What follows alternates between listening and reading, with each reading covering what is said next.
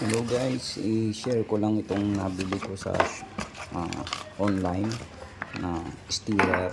So ito yung panghalo ng mga liquid. So yan. Tapos ilagay lang yung yung kanyang power plug. Tapos gagamitan natin ng beaker kung may hahaluin tayo. Ang ganda to sa mga experiment ng mga bata sa school. So yan. Tapos ilalagay natin yung steering magnet sa loob. So para hindi na tayo maghahalo ganun. So ilalagay lang natin to doon. Yan. Kasi on natin to. Tapos yan. Mahalo natin siya.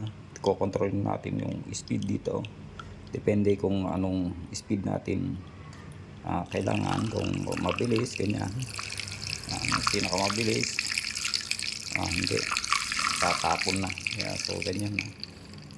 So ganyan lang pagka sa laboratory, mabagal lang, ganyan lang ikot. So depende, nasiset mo yung speed dito. Yan. Ganyan. Yun para sa mga batang nag-aaral.